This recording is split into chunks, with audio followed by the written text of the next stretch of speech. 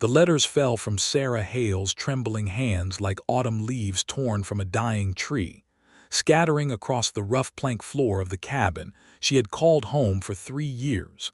3 years of silence, of half-truths, of a marriage built on ground she had always suspected was hollow.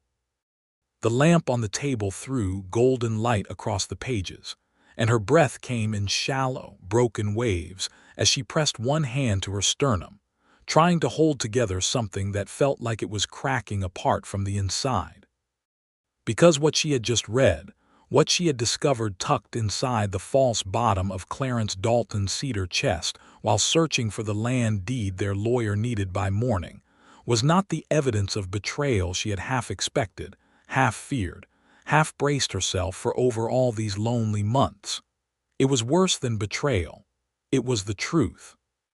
And the truth, Sarah was discovering at 26 years of age in the autumn of 1882 in the New Mexico territory, could be far more devastating than any lie. He had loved her from the very start. Her fingers found the first letter again, the one dated June of 1879, 3 months before they had ever spoken a word to one another.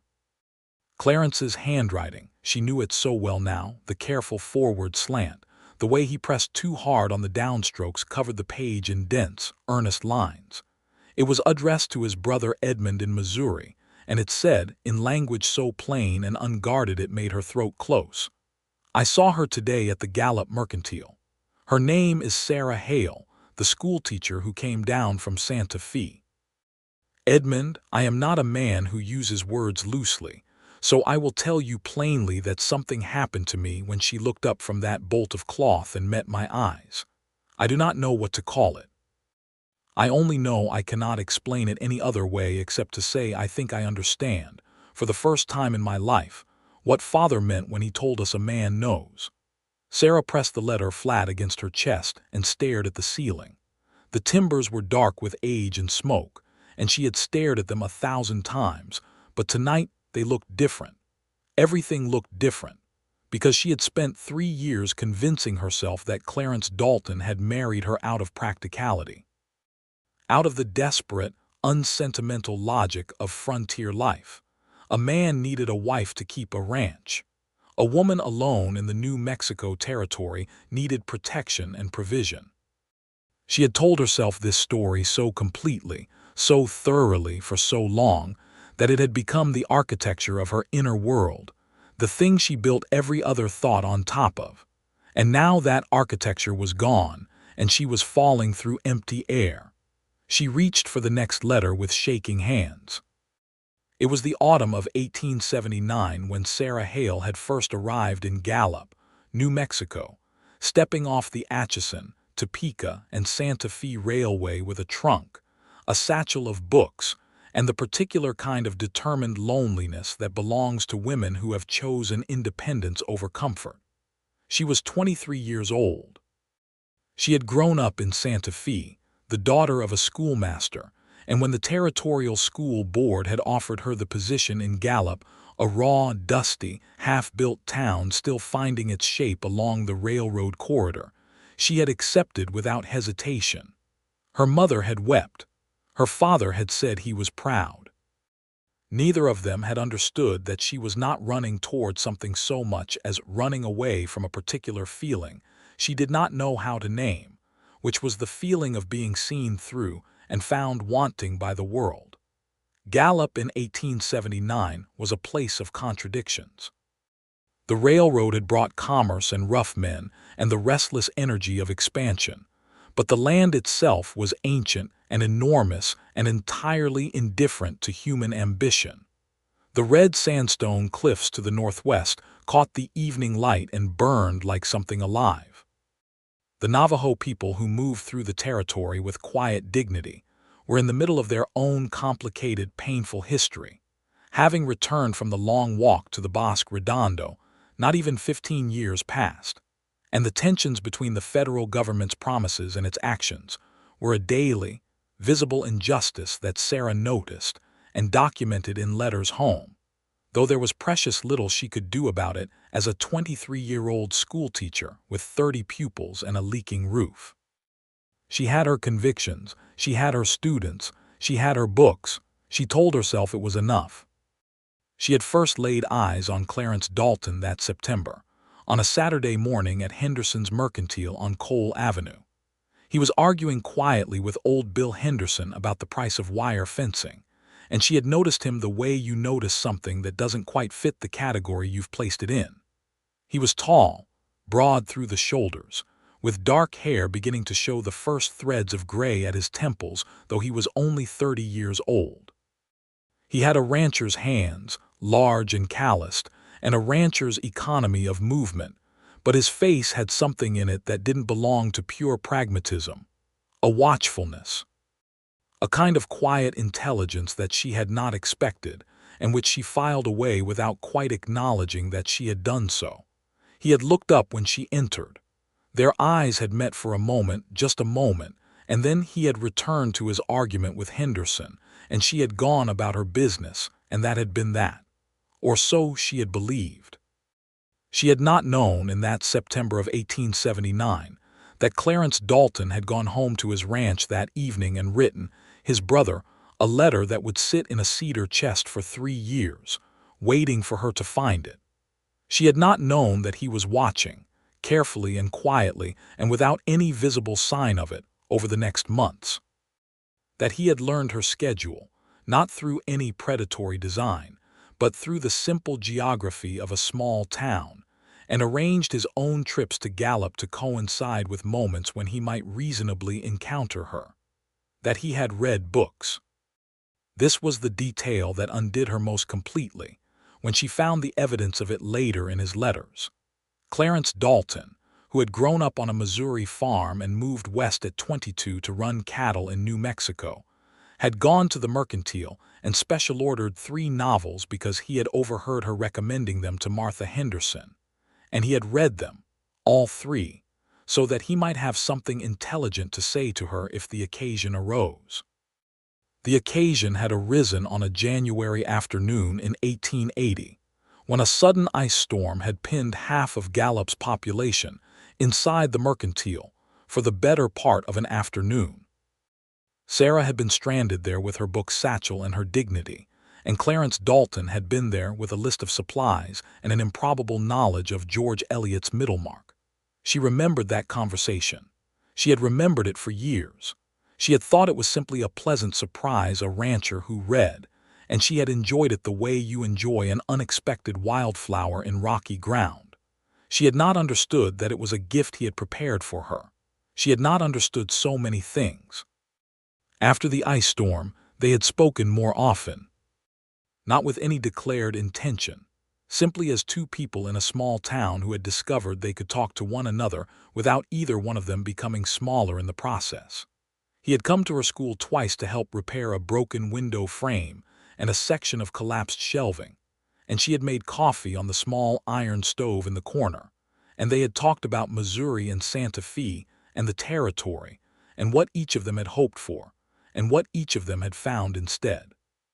She had told him about her father and his school books, and the particular loneliness of being a daughter of ideas in a world that wanted daughters of compliance.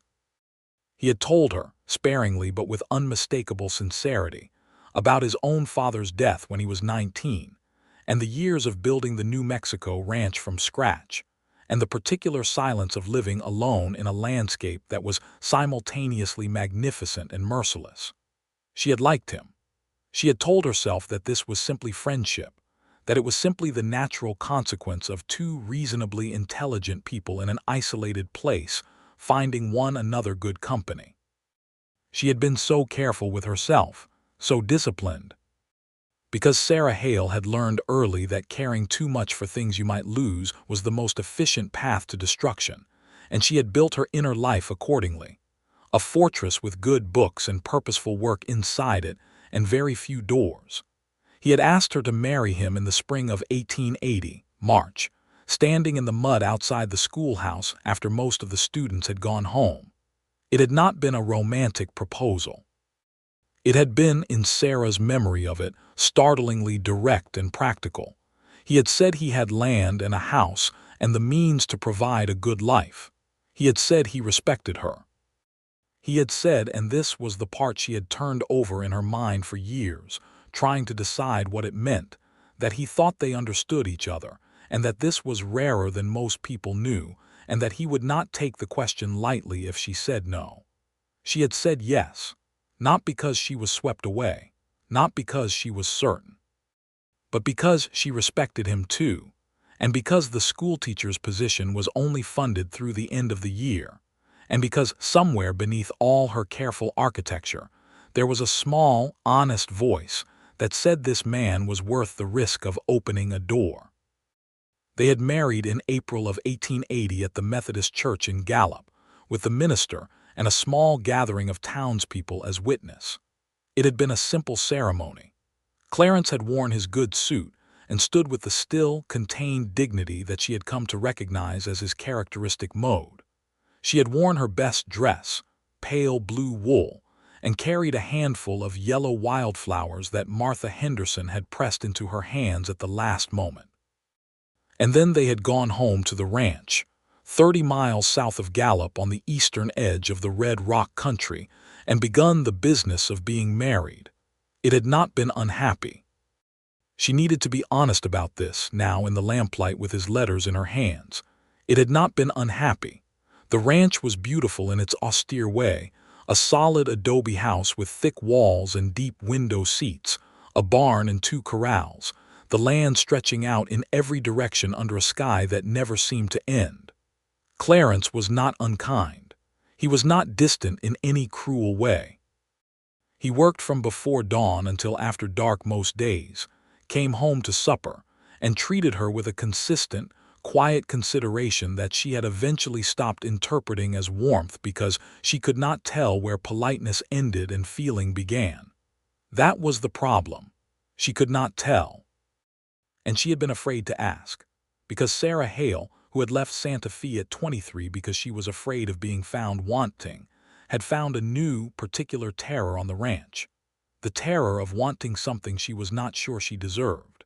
She had begun to love him somewhere in the first year, not with the explosive, disorienting violence that some of her novels described, but with a slow, deep-spreading certainty, the way water finds its level. She had loved his hands and the way he read by firelight, and the way he talked to his horses, and the way he looked at the land as if it were something he was in dialogue with rather than simply exploiting. She had loved him, and she had been terrified to show it because what if he did not love her back? What if she had misread the whole arrangement? What if she put down her fortress walls and found only that practical, respectful man who had offered her provision and partnership and nothing more?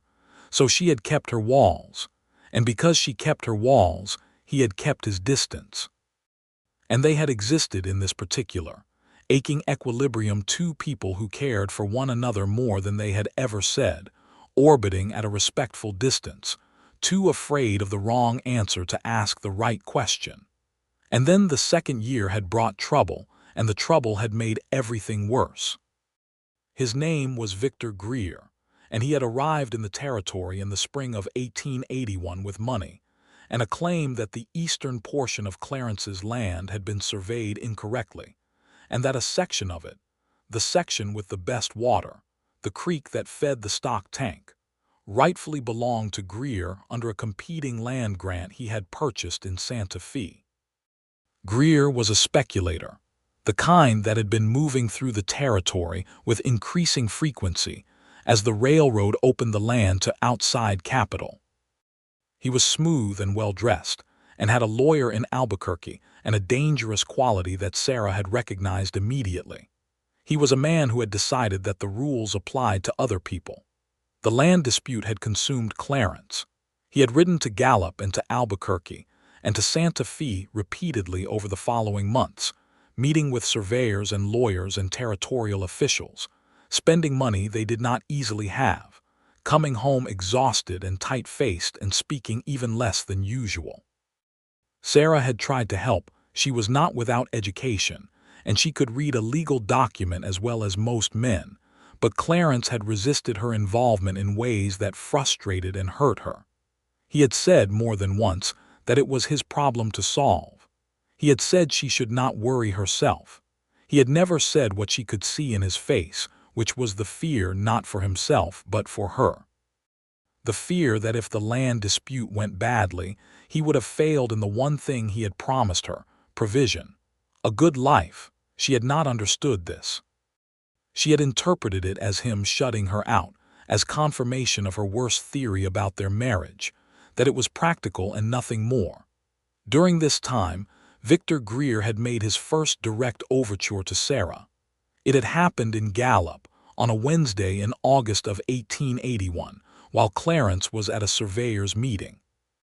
Greer had found her at the Mercantile and had been cordial and charming, and had expressed, with apparent sympathy, his understanding that the land dispute must be very stressful for her. He had said, and his tone had made her stomach turn, that there were ways to resolve things simply, that Clarence was making everything harder than it needed to be, that a man in Clarence's position ought to be realistic about what could and could not be held. She had cut the conversation short and gone home, but she had not told Clarence about it because she had not wanted to give him something else to carry.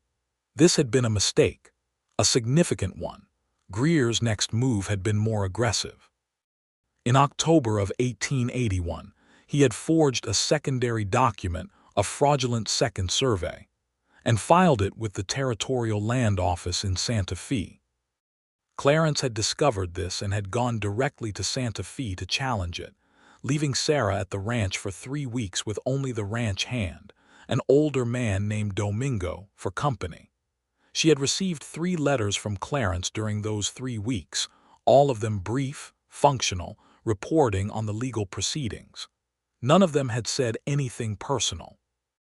None of them had said that he missed her, or thought of her, or that the lamp in the window she left burning was the thing he held in his mind during the long nights in the Santa Fe boarding house. She had written to him too. Her letters had also been careful and correct. She had asked about the legal proceedings. She had reported on the livestock and the weather and the ranch. She had wanted badly to write something true, to write that the nights were very long and that she was afraid, not of being alone, but of what it would mean if he came home and they continued as they had been. But she had not written it. This was the great tragedy of Clarence Dalton and Sarah Hale, which neither of them understood until the Lamplight autumn night in 1882, when she found his letters in the cedar chest. They were 2 people who had been telling each other the truth about everything, except the one truth that mattered most. They were, both of them, fluent in the language of practicality and mute in the language of the heart, and they had each decided, in their private, separate architectures of fear, that the other person did not feel what they themselves were feeling. They had orbited each other in this devastating misunderstanding for 2.5 years, while the love between them grew larger and more insistent, and more carefully hidden on both sides, until it was an enormous, silent, suffocating thing that lived in every room of the house and never spoke. The legal dispute with Victor Greer had come to a head in February of 1882. Clarence had returned from Santa Fe with a territorial judge's ruling in his favor. The fraudulent survey had been exposed, Greer's land claim had been dismissed, and the water rights remained with the Dalton Ranch. It should have been a moment of celebration. Instead, it had been a terrible evening, because Victor Greer, having lost his legal battle, had arrived at the ranch the night of Clarence's return, not with a lawyer this time. With 2 hired men and a pistol, and the particular ugliness of a man who has decided he has nothing left to lose by being direct about what he is. He had demanded a private conversation with Clarence. Sarah had been inside the house, and she had heard the voices rising in the yard, Greer's controlled, icy fury and Clarence's level, unbending refusal, and she had done what she later understood was both brave and foolish. She had taken the shotgun from above the door and gone outside. The sight of her on the porch with the shotgun had shifted something in the calculation. Greer's men had exchanged a look. Greer himself had stared at her for a long moment with an expression. She could not entirely read, something between contempt and reassessment. And then he had said something to Clarence in a very low voice, and turned and left with his men. She had stood on the porch until the sound of their horses was completely gone, and then she had sat down on the steps because her legs were shaking. Clarence had come and stood beside her. He had said, in a voice that was very carefully controlled, "You shouldn't have come outside." She had said she knew. He had said nothing else. She had wanted him to sit down next to her. She had wanted him to take her hand. She had wanted him to tell her that he was glad she was there, that he had not wanted to face that moment alone, that she mattered to him in some way that exceeded practical partnership. He had not said any of these things. He had stood beside her for a moment in the February cold and then gone into the house, and she had heard him moving around in the kitchen, and she had sat on the steps alone in the dark for a long time, holding the shotgun in her lap, with something in her chest that felt like a grief she had no right to name. Victor Greer had left the territory entirely by spring. He had other schemes elsewhere, his kind always did, and the Dalton ranch was no longer worth his trouble. The threat was over. But the damage to Sarah and Clarence's understanding of one another was not over. If anything, it was worse. Because the danger had brought them to a moment of possible truth, and they had stood at the threshold of it together, and both of them had turned away. Spring of 1882 had passed, and summer, with its brutal heat and the rhythms of ranch work, and Sarah had gone back to teaching. The school board had reinstated her position with a small expansion, and they had continued in their careful, painful orbit. She had begun to think that this was simply what her life was. That she had made a choice, and the choice was permanent, and she would make the best of it. And perhaps in time, she would stop feeling the particular ache of loving someone who she was almost certain did not love her back. She had started finding excuses not to be in the same room with him in the evenings, because being close to him and not being able to speak the truth had become physically uncomfortable, like a splinter too deep to reach. And then, 3 days ago, the letter had arrived from their lawyer in Albuquerque. They needed the land deed for a routine filing, and the lawyer needed it by Friday. Clarence had been out on the far range with Domingo since before dawn, and the letter had said to look in the cedar chest in the bedroom, where he kept his important documents. She had found the land deed in the top tray. She had also found, because the chest was old and she had lifted the tray too far and it had tilted and fallen sideways, the false bottom, and in the space beneath it, tied with a piece of leather cord that had dried and cracked with age, a bundle of letters. She had known, the moment she saw them, that she should not read them. She had known, and she had sat on the edge of the bed in the golden lamplight with the letters in her hands for a full 3 minutes, arguing with herself. And then she had opened the first one. She had been sitting there for 2 hours now. She read them in order, chronologically, letter by letter, and the picture that emerged was so complete and so devastating in its tenderness that she had to stop between each one and breathe. The letters to Edmund Clarence's brother in Missouri, who had died of fever in the winter of 1881, and to whom these letters had never been sent, were a complete history of a love that Clarence Dalton had been carrying since the first moment he saw her at the Mercantile. Every letter contained some reference to her. The careful, measured language of a man who did not come easily to self-expression, but who had needed somewhere to put the truth of what he felt, and had chosen the page because he could not choose the person. There was the letter from June 1879, which she had already read. There was a letter from November 1879, after the ice storm conversation about Middlemark, in which he wrote, "I think she is the most interesting person I have met in 10 years in the territory, and I do not use that word loosely. She sees things directly. She does not perform opinions but actually holds them.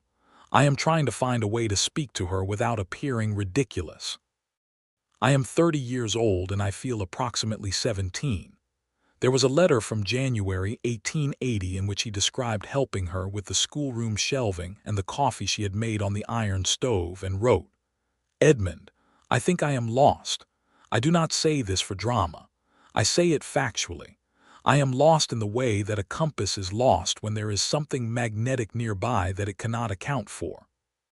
There was a letter from March 1880, the night before he had asked her to marry him, in which his handwriting was less steady than usual.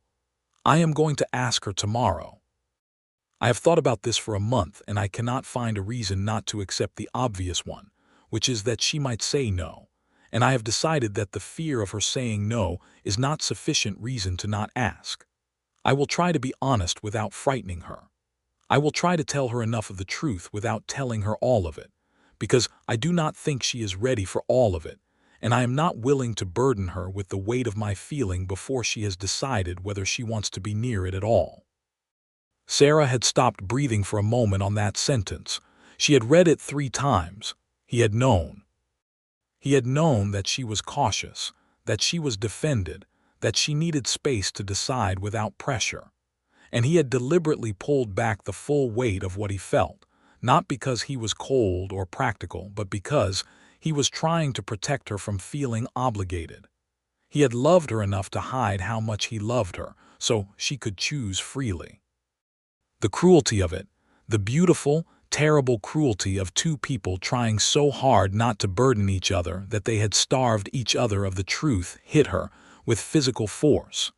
She pressed her hands over her eyes and breathed through it. There were letters from the first year of their marriage, and these were the hardest to read. Not because they were sad, but because they were so achingly close to what she had wanted and had been too afraid to believe. He had written to Edmund about watching her read by the fire, about the way she talked to his horses with the same natural confidence she used in the classroom, about the night she had sat up until 2 in the morning with a laboring mare, and then come inside covered in mud and straw with a look of triumph on her face that he had described as the single most beautiful thing I have seen on this earth.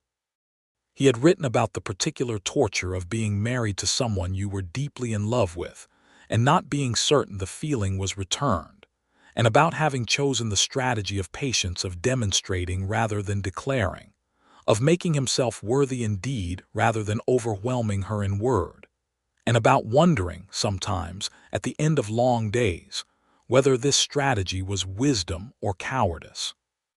I think, he had written in a letter dated December of 1880, that I am so afraid of pressing her that I have begun to make myself invisible, and I do not know how to correct this without swinging too hard in the other direction. I want her to feel free. I also want her to know she is loved. I have not found the way to achieve both at once. She found the letter about Victor Greer, about the land dispute and the fear that had driven his withdrawal during those months, not indifference to her, but the paralyzing dread of having failed her, of having brought her into a situation that might cost her the security he had promised. He had written. She offered to help and I refused her, and I could see in her face that she took it as exclusion. It was not exclusion. It was shame. I am ashamed that this is happening on land I told her was safe. I cannot explain this to her without explaining how much it matters to me what she thinks of me, and I cannot tell her that without telling her everything else, and I am not sure I am brave enough for that. And then there was the letter about the night of February, the night Greer had come to the ranch with his men. This letter was dated the next morning, February of 1882, and it was shorter than the others. It read, "She came out onto the porch with the shotgun, and it was the bravest and most terrifying thing I have ever seen. I stood in that yard and looked at her and thought with complete clarity, I would have given everything, the land, the house, every acre of this territory. I would have handed it all over without a second thought if it had meant she did not have to stand there in the February cold doing what I should have ensured she never had to do. I came inside and did not tell her any of this, and I think that makes me a fool of the highest order. I am 33 years old and I am a fool, and the woman I love is somewhere on the other side of the bedroom wall, and I have never told her. The woman I love." Sarah pressed the letter to her face and breathed against the paper and felt something release inside her that she had been holding for so long that she had forgotten it was tension, had begun to mistake it for her own bones. She heard hoofbeats. She heard the barn door and then Clarence's boots on the porch steps, that particular rhythm she could have identified in her sleep, and the sound of the door handle, and she looked up from the scatter of letters on the floor with lamplight on her face and tear tracks drying on her cheeks, and Clarence Dalton walked into his own house and stopped. He looked at her. He looked at the letters. She watched the understanding move through his face, the recognition of what they were, the rapid, terrible calculation of what she now knew, and she saw something she had never seen on his face before, pure, unguarded fear. He stood very still in the doorway. He said nothing. She said, her voice not as steady as she wanted it to be, "I was looking for the land deed. I found the false bottom by accident." He said nothing. The lamplight moved with a draft from the open door. "Clarence," she said, "the January letter about being a compass near something magnetic." His jaw tightened. His hand was still on the door handle. She could see him deciding whether to step forward or back, and the decision seemed to cost him something. "I am sorry," he said at last. "Those were private." "Yes," she said, "I know." A silence. "I should have," he started. "No," she said. She stood up from the floor slowly, the letters around her feet, the lamp casting both their shadows long and wavering against the adobe wall. "No, I need to say something first." He waited. His face was very controlled except for his eyes, and his eyes were not controlled at all. "I have been in love with you," she said, "since the first winter, maybe before. And I never told you because I was afraid you would be kind and careful about it, which is worse than rejection, which is a very stupid reason not to tell someone the truth, and I am fully aware of that." She stopped. She breathed. "I thought you married me for practical reasons. I thought I was a good arrangement. I have spent 2 years and more being a good arrangement, and it has been the most quietly agonizing thing I have ever done in my life, Clarence, because you were right there every single day, and you were—" She paused, searching for it, finding it. "You were the person I wanted to tell everything to, and I could not because I had decided you did not want to hear it." He crossed the room. She had not expected him to move that quickly. He covered the distance between the door and where she stood in about 4 steps, and then he was in front of her, close enough that she could see the dust on his jacket and the particular dark line of worry that lived between his brows and that she had always wanted to smooth away with her thumb. "2 years," he said. His voice had a quality she had never heard in it before, something stripped of its usual care. "You have been for 2 years, from the first winter," she said. "I told you."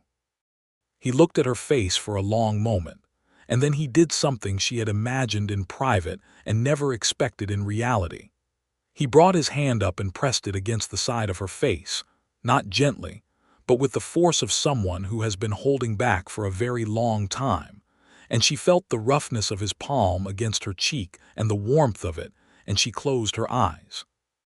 "I have loved you," he said, low and direct, "since the day you walked into Henderson's Mercantile and looked at me like I was merely a person in a room, which was the most startling thing that had happened to me in years." He paused. "I have loved you every day of this marriage, and I have been a coward about it in ways I am going to spend a considerable amount of time apologizing for, if you will let me." She opened her eyes. "We have both been cowards," she said. "Yes," he said, "but I wrote it in letters to a dead man rather than say it to the living woman. I think that puts me somewhat ahead on the cowardice measure." She laughed. It surprised both of them, a genuine, sudden, helpless laugh, and she felt the remaining architecture of her careful defenses come down so completely and so fast that she reached for his jacket lapels purely to have something to hold on to, and he put his arms around her, and they stood in the lamplight on the floor covered in letters with the night outside and the New Mexico territory going on forever in every direction, and Sarah Hale finally, at long last, let herself be held by the man she loved. They did not go to sleep that night. They talked. This was perhaps the most important thing that happened between them. Not the embrace, though that was real and necessary and not brief, but the talking that came after, the long, careful, sometimes difficult unpacking of 2.5 years of silence and misunderstanding. They sat at the kitchen table with coffee going cold between them, and the lamp burning lower, and they went through it honestly. Every moment they had misread, every silence they had filled with the wrong interpretation, every time one of them had been reaching toward the other and the other had not known how to see it. It was not easy. Easy was not the right word. It was like removing something that had grown over a wound, necessary and uncomfortable, and ultimately the only path to health. She told him about the night on the porch steps in February after Greer left, when she had sat alone in the cold and wanted him to sit beside her. He told her about standing in the doorway watching her and wanting to say 100 things and saying nothing, and that this was the moment he had come closest to hating himself. She told him about the loneliness of the evenings she had spent in the next room specifically, because being near him and unable to say the truth had become unbearable. He told her that he had noticed her withdrawing and had assumed it was evidence of what he most feared, which was that she was increasingly unhappy in the marriage, and that this fear had driven him further into himself, which had driven her further away, which had driven him further still. We were reinforcing each other's worst fears, Sarah said. Yes, Clarence said. That is an almost impressively efficient way to make two people miserable. I think we are quite talented at it. She reached across the table and covered his hand with hers. He turned his hand over and held hers properly, and neither of them said anything for a while. The lamp ran out of oil before dawn. They let it go dark. The months that followed were not magic. Sarah was too honest with herself and too clear-eyed about human nature to believe in magic, but they were something better and more lasting than magic. They were the careful, daily practice of two people choosing to be known by each other and choosing to know. It required the continuous, deliberate dismantling of habits built over years. Her habit of self-containment, his habit of assuming her silence was contentment and not the hiding of a less convenient truth. It was sometimes awkward. They were not naturally fluent in the language of direct feeling. They were both, at the root, people of reserve and self-sufficiency, and learning to let the reserve down without feeling naked required practice. But they practiced. He began to tell her things, not large declarations. He was still not a man of large declarations, but small, constant honesty. He told her when something she had done surprised him. He told her when the day had been long and difficult and he was glad she was there.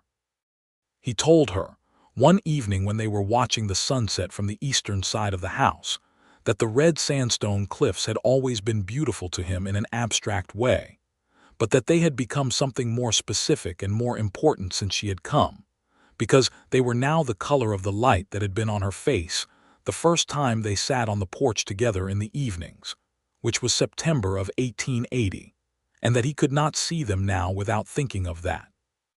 She had turned and looked at him and said, "That is the most romantic thing I have ever heard, and I have read a considerable amount of Middlemarch." He had been pleased and tried not to show it, which was one of his more endearing qualities.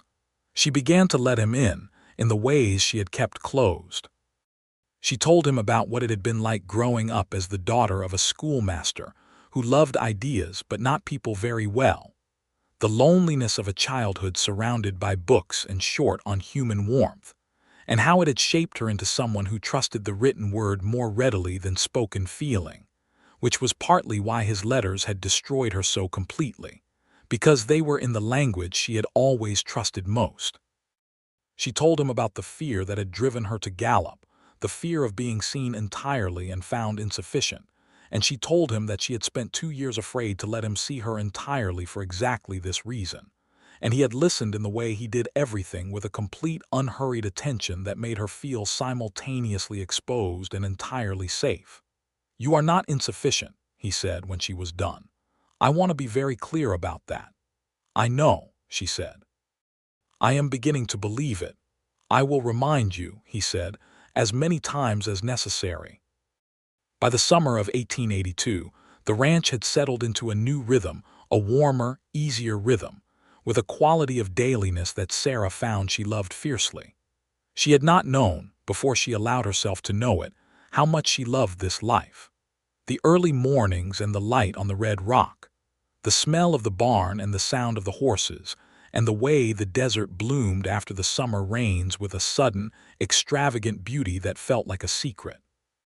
She loved her school and her students, and the particular satisfaction of watching a child, who had arrived unable to read leave at the end of the year, with the world opened up inside them. She loved the evening meals with Clarence, which had gone from functional and largely silent to something she looked forward to all day, because they talked about everything: books, the ranch, the territory, politics, the injustice of the way the federal government was treating the Navajo and the Pueblo peoples, the things they hoped for, the things they were afraid of, the small and large things of daily life. She loved him with the full weight of an honest and undefended heart, and she told him so regularly, which still felt like standing on a high ledge, but the view was remarkable. He told her too. He was still economical with words, but his economy made each word more certain. He did not say it casually or reflexively. He said it with the deliberate weight of a man who means exactly what he says. She had come to understand that with Clarence Dalton, every word cost something, which meant every word was worth something. In October of 1882, Sarah discovered she was pregnant. She had suspected for 2 weeks before she was certain, and she had sat with the knowledge for a few days more before telling him, not out of doubt or fear exactly, but because she wanted to understand her own feeling about it first. She was 26. The territory was not an easy place to be pregnant or to bear children. The nearest doctor was in Gallup. She was aware of all the risks in the way that any sensible woman of the frontier was aware of them. She was also aware of a deep, expanding, unambiguous joy, which she examined with some surprise and then accepted without further argument. She told Clarence on a Thursday evening after supper. She told him simply, directly, in the way she had been learning to tell him things. She said she was going to have a child, and that she was happy about it, and she wanted to know how he felt. He was very still for a moment. Then he stood up from the table and came around to her side and took her hands in both of his, and she looked up at his face and saw something there that she recognized now, the full, unguarded version of him that she had only begun to see in the months since the night of the letters. His eyes were bright. "I feel," he said carefully, "that this is the best news I have received in my life." "More than the land judgment?" she asked. "Considerably more than the land judgment," he said. She smiled and he smiled, and he bent and pressed his forehead against hers in a gesture that had become, over the months, one of their most particular intimacies, forehead to forehead, eye level, two people seeing each other at the same height. The pregnancy was not easy in its first months, but it was not dangerous. She was sick in the mornings and tired in a way that annoyed her on principle, and she adapted her school schedule accordingly. Clarence adapted everything around her with a thoroughness and quiet competence that she found both touching and occasionally excessive. She had to tell him, on more than one occasion, that being with child did not mean she required assistance to walk across the yard, and he would accept this correction with a good humor that was new and delightful in him. He had always had a dry humor beneath the reserve. She had seen it in flashes since the beginning, but it was easier now, more available, and she loved him for it. She wrote to her parents in Santa Fe. Her mother wrote back immediately with a letter full of joy and instructions that were 2 decades out of date. Her father wrote a separate letter, briefer and more characteristic, that said he was glad she had made a life she seemed to mean. She carried the letter from her father in her apron pocket for a week, because it was, from him, the equivalent of a sustained declaration of love. Christmas of 1882 was the first Christmas they celebrated with intention. In previous years it had been quiet and unremarked, a day like other days with slightly better food. This year, Sarah had ideas. She had decorated the house with pine branches cut from the low juniper and pinyon pine on the hillside north of the house, and she had made a pie from dried apples, and she had asked Domingo's wife, Maria, to come for Christmas dinner, and she had put a candle in every window of the house so that it glowed against the dark of the desert night. Clarence had watched all of this with a smile he did not bother to conceal. He had given her a present on Christmas morning, a book, wrapped in brown paper, that turned out to be a copy of Daniel Deronda, the new George Eliot novel that had been impossible to get in Gallup. It had come, she discovered from the bookseller's note tucked inside, from a shop in Albuquerque, ordered 6 weeks in advance. She had held it and looked at him and thought about the young man who had ordered Middlemark from the mercantile before he had even spoken to her properly. And she had understood that some things about a person are consistent across time, and that this was one of the things she loved most about him. She gave him a new pair of leather-bound field journals, because she had noticed that his current ones were almost full, and because he wrote in them every evening observations about the land, the weather, the livestock, the daily work of the ranch, and she had thought, more than once in the month since the night of the letters, that he was a man who needed to put things on paper to understand them, and she wanted to give him pages for that. He had turned the journals over in his hands and understood what she meant by them, and he had thanked her in a way that was not about the journals at all. The new year came, 1883, cold and clear, with the kind of light that made the territory look like something from a painting that no painter had quite managed to capture. Sarah stood at the kitchen window in the early morning and watched the sun come up over the eastern mesa, and felt the movement of the child inside her, and heard Clarence's boots on the porch steps and the door opening behind her. And she turned and watched him come in from the cold with his breath visible in the air and his cheeks reddened, and his eyes finding her immediately as they always did now, as if her location in the house were the first thing he recalibrated upon entering it. "Good morning," she said. "Good morning," he said. He came and stood beside her at the window. "Happy New Year." "Happy New Year," she said. They looked at the light together for a moment. "What do you want from it?" she asked. "The year." He thought about this in the way he thought about things genuinely without performing consideration. Then he said this, more of exactly this. He glanced at her, and for the child to arrive safely. "Both very reasonable," she said.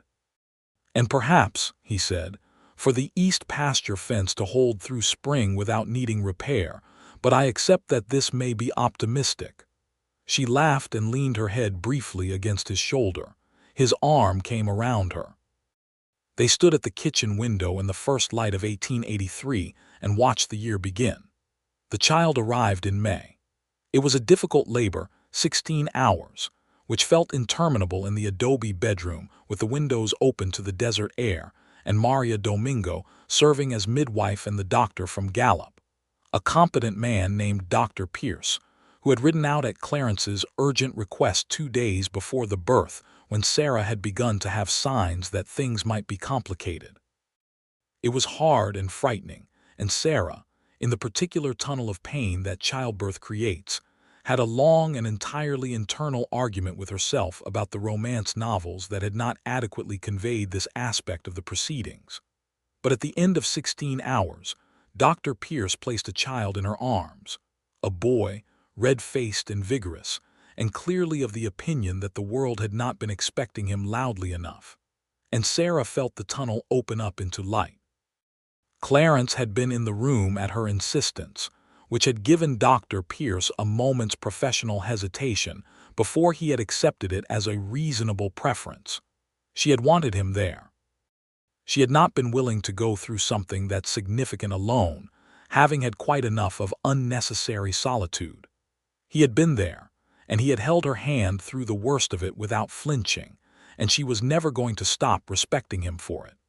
When the boy was placed in his arms, Clarence had gone very still in the particular way that meant he was feeling something much larger than his face was showing. He had looked at the child with an expression she had never seen on him before, naked and unguarded and almost stunned, like a man who has walked around a corner and found something he had given up hoping for. "He looks like you," Sarah said. Her voice was rough with exhaustion. "He looks like a very unhappy old man," Clarence said, which was accurate, and she had laughed weakly and reached out and touched the child's face. They named him James Edmund Dalton, James for Sarah's father, Edmund for Clarence's lost brother, who had died before his letters arrived but to whom they both felt they owed something. The first weeks with James were an education in the limits of self-sufficiency, and Sarah, who had always taken considerable pride in her competence, found herself humbled repeatedly by the requirements of a new infant. She was tired in ways she had not known were possible. She was also, beneath the exhaustion, happier than she had ever been, a happiness so complete and so layered and so much larger than she had expected that she had to revise her understanding of what happiness was allowed to be. Clarence was extraordinary with the boy. She had not predicted this with absolute certainty, though she had hoped for it. But watching him in those early weeks, she saw that the same qualities that made him a good rancher, patience, attentiveness, a willingness to be present without imposing, made him a remarkable father. He was not afraid of the infant the way she had heard some men were. He was not awkward or distant.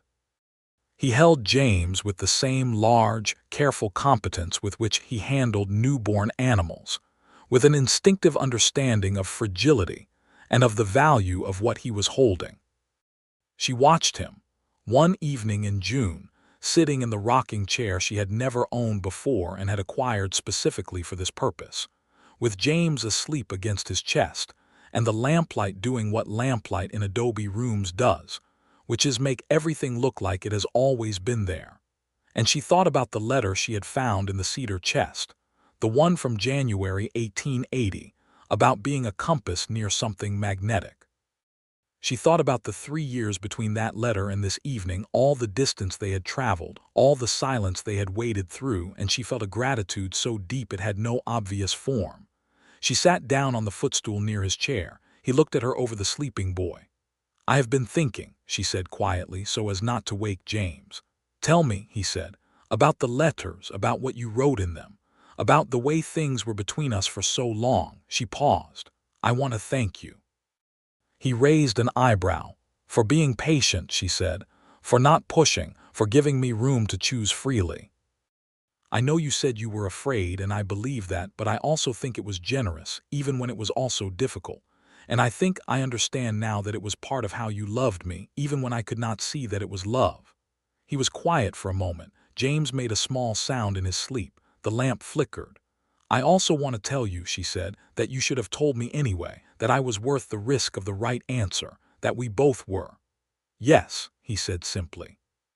"But I understand why you did not," she said, "and I do not blame you for it, because I was not telling you either, and for exactly the same reason. We were very well matched in our cowardice," he said.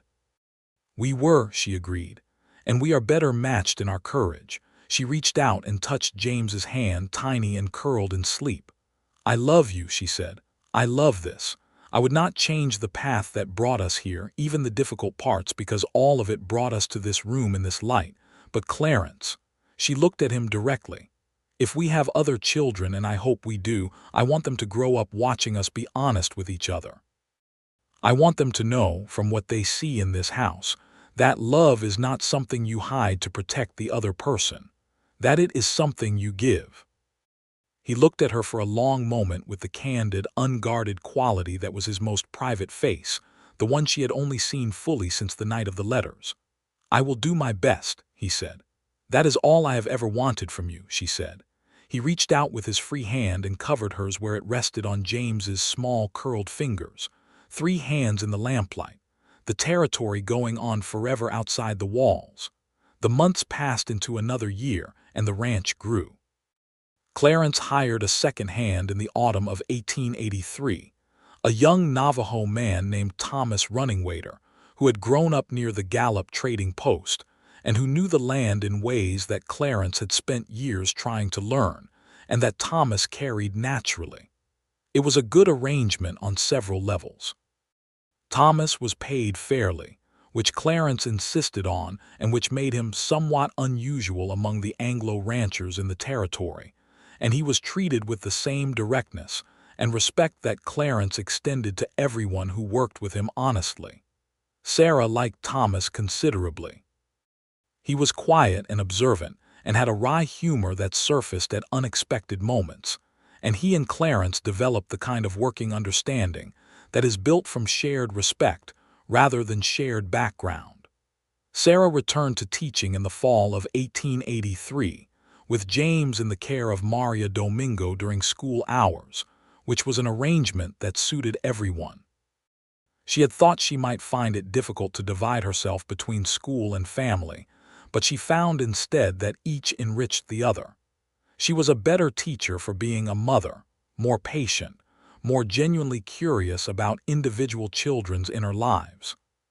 She was a better mother for continuing to have her own work and her own domain, a place where she was wholly herself before and beyond being anyone's wife or mother. She expanded the school's library substantially that year, using a combination of her own savings and a small grant from the territorial school board that she had applied for and received with some satisfaction.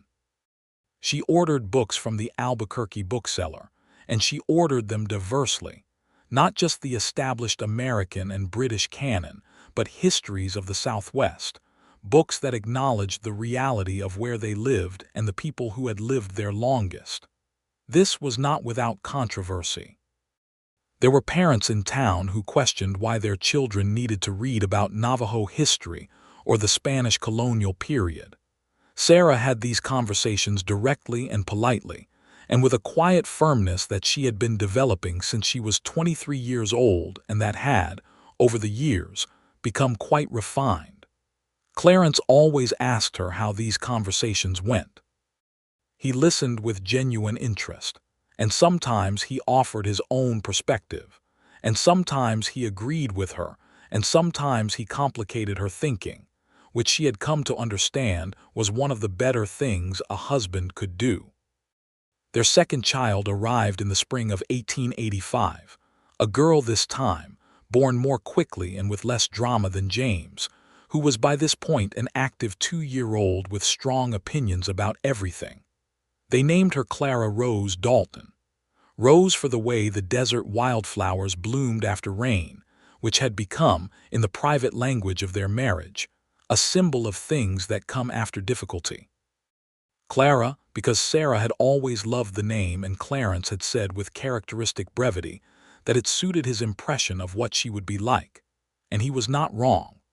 Clara arrived in the world with a direct, appraising gaze that she maintained into childhood, as if she were conducting a continuous, impartial assessment of everyone around her. James adored her immediately, which no one had entirely predicted, since he had shown signs of a jealous temperament in the weeks before her arrival. But the moment he was allowed to see her sitting next to Sarah on the bed, with his small, serious face close to his sister's smaller, newer face, he had touched her cheek with one careful finger and said her name with the gravity of someone making a promise, and that had been that. Sarah watched this and felt the particular fullness that she had come to understand as her own specific variety of joy, compounded of love and gratitude and the persistent, surprising fact of her own happiness. Clarence stood at the bedside with his hand resting on her shoulder, looking at his children with an expression she recognized, the naked, unguarded face. He had stopped hiding it around her. This was the achievement of 5 years of marriage and the deliberate daily practice of honesty, and she was unreasonably proud of both of them for it. 2, he said. 2, she confirmed. James, Clara. Yes. He pressed his lips briefly against her hair. Well done, he said. It was not the language of novels, but it was the language of Clarence Dalton, and she had learned over years to hear in it exactly what he meant, which was, "You are remarkable and I love you, and I am grateful for every day I have spent in the same life as you." She had gotten quite good at this translation. She intended to keep practicing it for a long time. The years moved in the way that good years do, not slowly, not quickly, but with a richness that made time feel full rather than long or short. The ranch prospered. The water rights dispute was a distant memory.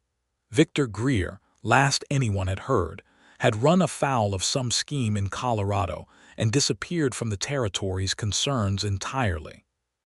Thomas Running Waiter had become an indispensable part of the ranch's operation, and his knowledge of the land had helped them through 2 droughts and 1 flooding season with far less damage than their neighbors suffered.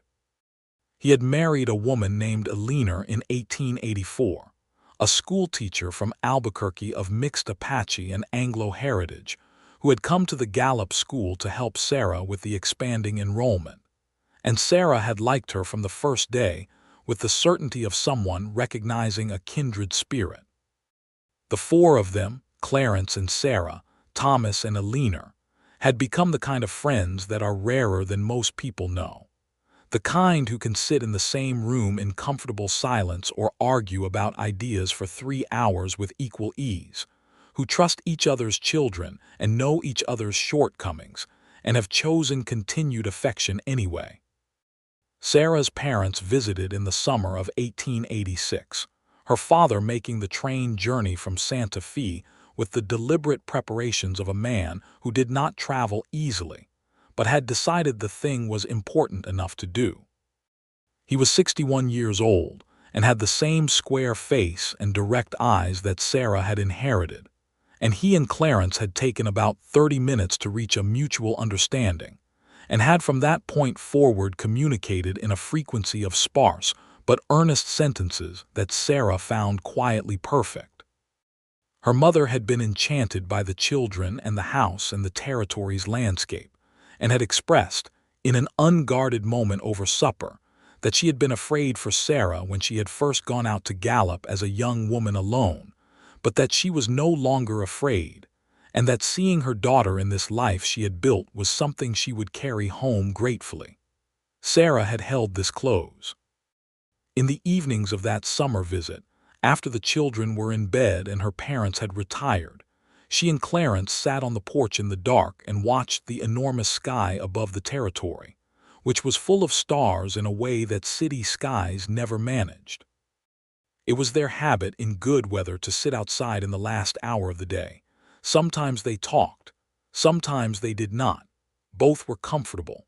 One evening during her parents' visit, Clarence had gone inside and come back with the cedar chest's bundle of letters, which he now kept more simply in a drawer of his desk rather than under a false bottom, because there was nothing in them he needed to hide anymore. He handed them to her. She looked at them, then at him. "I thought," he said, "you might want to keep them." She took them from him and held them in her lap. The leather cord had been replaced with a new one, and the letters were slightly dog-eared at the edges from her reading and rereading of them in the months after the night of the cedar chest. She knew several of them nearly by heart. "They belong to both of us," she said. "They began as mine," he said, "but they are about you. They always were." She looked down at the bundle in the warm darkness. "I think," she said, "that Edmund would have liked knowing they did what they were supposed to do, even years late. I think he would have said I should have written to you directly and saved everyone considerable trouble," Clarence said. "He would have been right," Sarah said.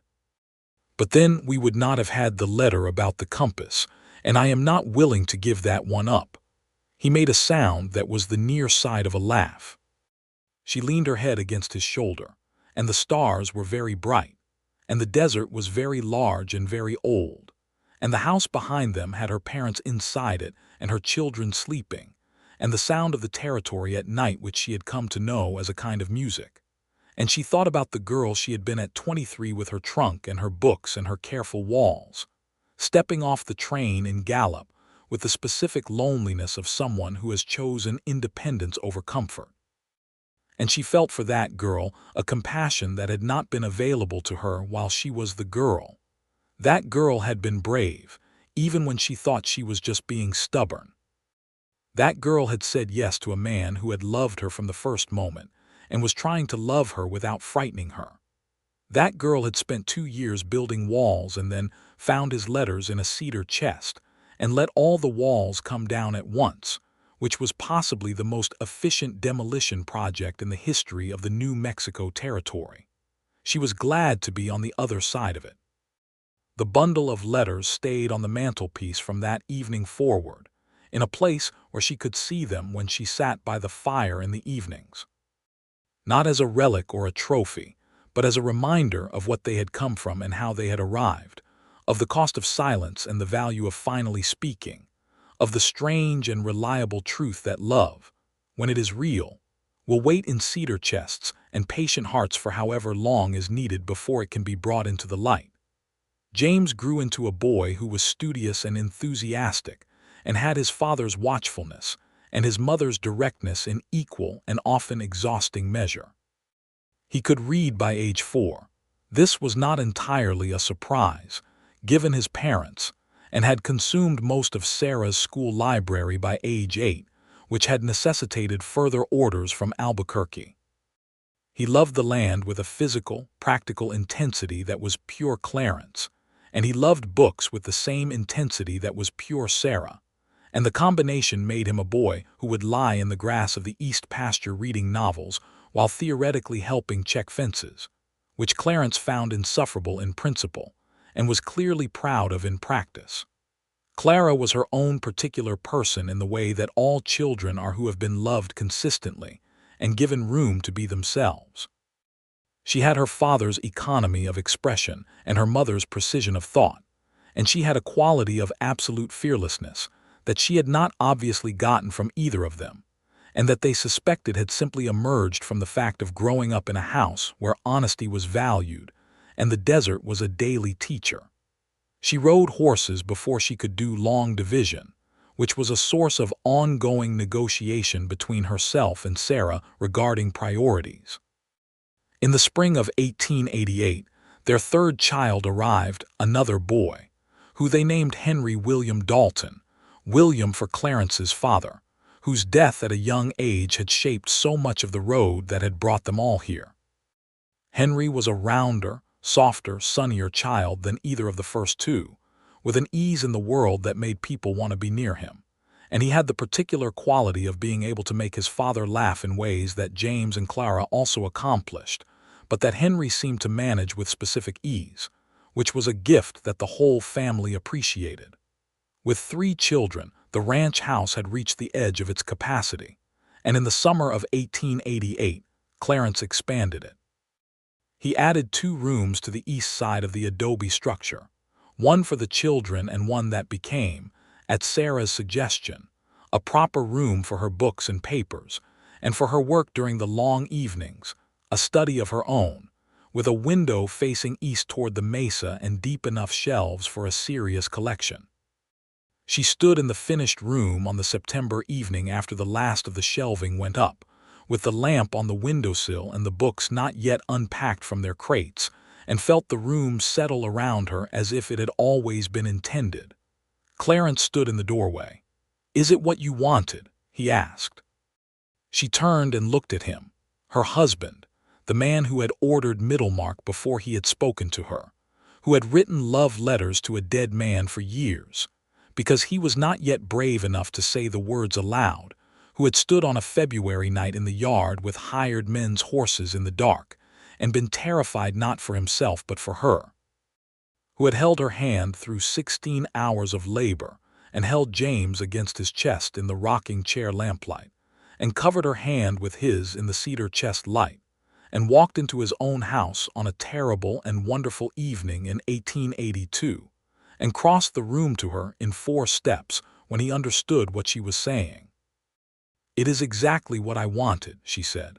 She had said the same words to him once before, she remembered, on the night she had told him what she felt, and he had asked afterward at the kitchen table over cold coffee what she had wanted from all of it, from the marriage, from the life they had made. She had said, "I wanted to be known by someone worth knowing. I wanted to give what I had to someone who understood what it was worth." And she had said, "I think I have those things, and I think I have had them for longer than I knew." He had been quiet in the way that meant he was moved, and then he had said, "You had them from the start, Sarah, if that helps." She had laughed and said it helped considerably. Now, in the lamplight of her own room, with the territory going on forever outside her east window and 3 children sleeping down the hall and Clarence in the doorway looking at her with the face she had come to know as well as her own, she understood the fullness of what that meant.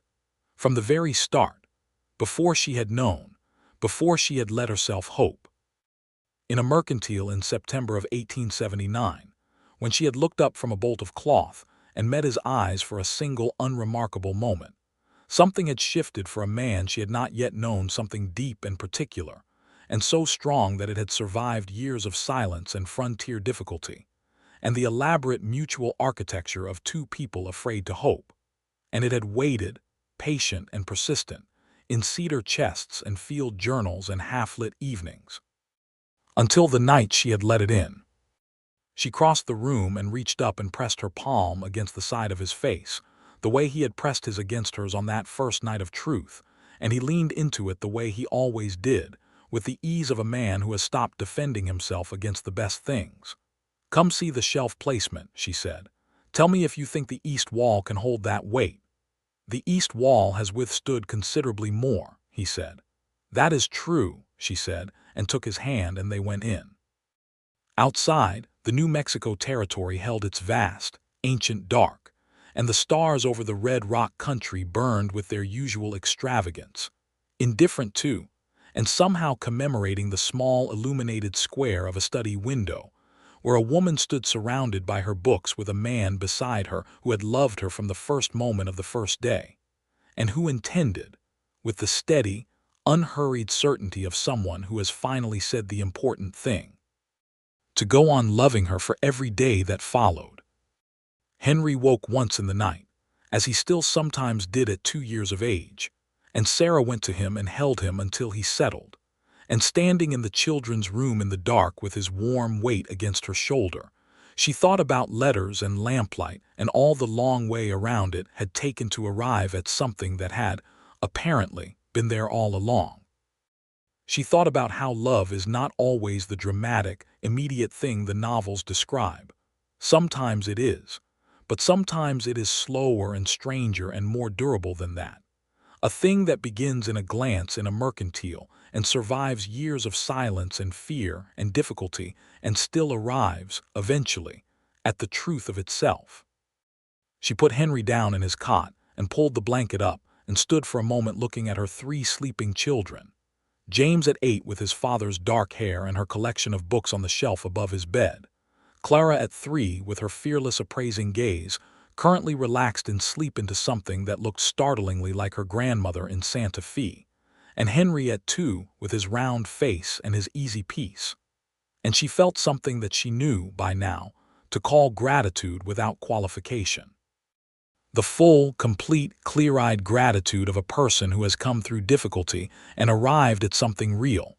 She went back to the bedroom. Clarence was asleep. She climbed in beside him, and the bed was warm, and she could hear the wind coming down off the mesa, and the particular quiet of the desert night, which was not truly quiet, but was full of its own sounds that she had learned over years to hear as peace. She lay on her back and looked at the ceiling timbers in the dark. She thought about a girl on a train with a trunk and a satchel and her careful walls. She thought about the bundle of letters on the mantelpiece in the front room. She thought about the east window of her new study and the lamplight that would be there tomorrow evening, and the evening after, and on into whatever the territory intended to bring them next. The droughts and the good rains, the difficult years and the generous ones, the children growing up and outward into the enormous world, herself and Clarence growing older in this house they had built together, telling each other the truth. She turned on her side and put her hand against her husband's back, feeling the solid warmth of him, the rise and fall of breathing, the reliable presence of someone who had known from the very start and had waited with more patience and more love than she had understood until the lamplight night when everything became clear. Outside, the stars were their usual improbable abundance. The red rock country was dark and enormous and old. Inside, in the adobe house on the eastern edge of the territory, there was lamplight in the memory of it, and letters on a mantelpiece, and 3 children sleeping, and 2 people who had found their way through the long silence to the true thing, who had learned, at last, to say it plainly and to hear it without fear, and who intended to keep doing both for the rest of their considerable and well-earned lives together. The night settled around all of it. The territory went on. And in the morning there would be light on the mesa again, the same light that had been there when she first arrived and found, without knowing it, the beginning of the rest of her life. It was enough. It was more than enough. It was, she understood now with her whole heart, exactly what love was supposed to be.